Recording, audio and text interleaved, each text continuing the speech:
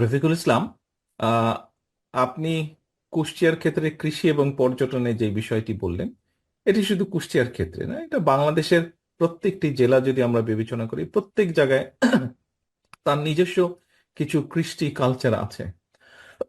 At the same time প্রত্যেক জায়গায় পর্যটন সংক্রান্ত বিষয় কিছু না কিছু আছে। আমাদেরকে নজর দিতে হবে, বিষয়গুলোকে নজর দিতে হবে, বের করে নিয়ে আসতে হবে বিষয়গুলোকে। এখন বললে অনেক কিছু বলা যায়, সুন্দর সুন্দর কথা অনেক বলা যায়।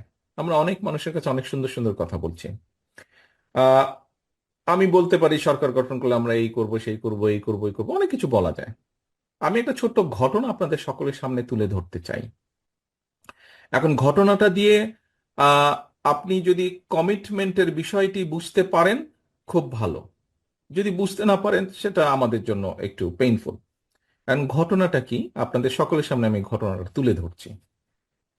ঘটনাটা বেশি দিন আগের না, আহ, 1 মাস আগের ঘটনা। 16ই ডিসেম্বর। 16ই ডিসেম্বরে আপনারা দেখেছেন, সবার আগে বাংলাদেশ নামে একটি কনসার্ট হয়েছে ঢাকায়। নিশ্চয়ই আপনারা অনলাইনে দেখেছেন, অথবা ফিজিক্যালিও কেউ কেউ দেখেছেন, হয়তো টিভিতেও দেখেছেন। এই সবার আগে বাংলাদেশ কনসার্টটা কেন বা কিভাবে হয়েছিল? দেখুন, আহ স্বৈরাচার, এই যে পলাতক যে স্বৈরাচার পালিয়ে যে গিয়েছে, আমরা গত 15 বছরে দেখলাম যে কিছু হলেই ওদের এই পার্শ্ববর্তী দেশ থেকে শিল্পী আসে। আমাদের শিল্পীদের কোনো খবর টবর নাই। কিছু হলেই, সেটা সরকারি অনুষ্ঠান হোক, বেসরকারি হোক, ব্যক্তিগত হোক, কিছু হলেই দেখি এই সব ওই দেশি শিল্পীরা আসে, গান করে, কি করে না করে। আর তারপরে তো দেখলাম এই যে যেই দলটি ভেঙে গেল, এদের এমপি মন্ত্রী, তথাকথিত এমপি মন্ত্রী যারা ছিল, একদম মাটিতে গেড়ে বসে দেখি দেখছে। খুবই ইনসাল্টিং ব্যাপার ছিল, নিজেকে খুব ছোট মনে হতো যে এটা কি করছে এরা। আচ্ছা, তারপরে এরা পালিয়ে গেল। 5 তারিখে পরিবর্তিত অবস্থা হলো। মানে 15 বছর দেখেছি শুধু ইন্ডিয়ান শিল্পী আসে, ইন্ডিয়ান শিল্পী আসছে, আশ্চর্য ব্যাপার। দেশি তারপর শিল্পীদের খবরই পাই না। আচ্ছা, এই 5 তারিখের পরিবর্তন হলো। 5 তারিখের পরিবর্তনের পরে হঠাৎ করে দেখলাম, এতদিন দেখলাম দিল্লি থেকে আসতো, এখন দেখি ইসলামাবাদ থেকে আসা শুরু করলো। এ পাকিস্তানি শিল্পী আসে, এ এসে এই কনসার্ট করে, ও এসে এই কনসার্ট করে। তো একদিন সকালে আহ, নাস্তা খাওয়ার টেবিলে আমি যখন নিউজগুলো দেখছি, হঠাৎ দেখি যে এক পাকিস্তানি শিল্পী আসবে। কেন পাকিস্তানি শিল্পী আসবে? সে আসবে বৈষম্য বিরোধী আন্দোলনে যে সকল ছাত্রছাত্রী আহত হয়েছে বা বিভিন্নভাবে ক্ষতিগ্রস্ত হয়েছে, তাদের জন্য ফান্ড রেজ করবে। সেই শিল্পী কোনো পয়সা নিবে না, সেই ফান্ডের জন্য যা পয়সা উঠবে সেটা সব তারা সেই ফান্ডে দিবে। কিন্তু ওখানে একটা ভিতরে লুকোনো ব্যাপার ছিল, বিপিএল এর খেলা ছিল। সেই বিপিএল এর খেলার নাম করে সেখান থেকে পত্রিকার নিউজে যা আমি দেখলাম, 3.5 কোটি টাকা সে নিয়ে যাবে বা নিয়ে গিয়েছে। সকালে নিউজটা দেখার পরে আমার খুব মেজাজ খারাপ করলো, খুব বিরক্ত লাগলো। আমি তখন আমাদের দলের যারা এই কালচারাল লাইনে যারা কয়েকজন জড়িত আছে, এরকম কয়েকজনকে আমি ডাকলাম। আমি ডেকে বললাম যে দেখো, সামনে 16ই ডিসেম্বর আমি একটি কনসার্টের আয়োজন করতে চাই ঢাকা শহরে।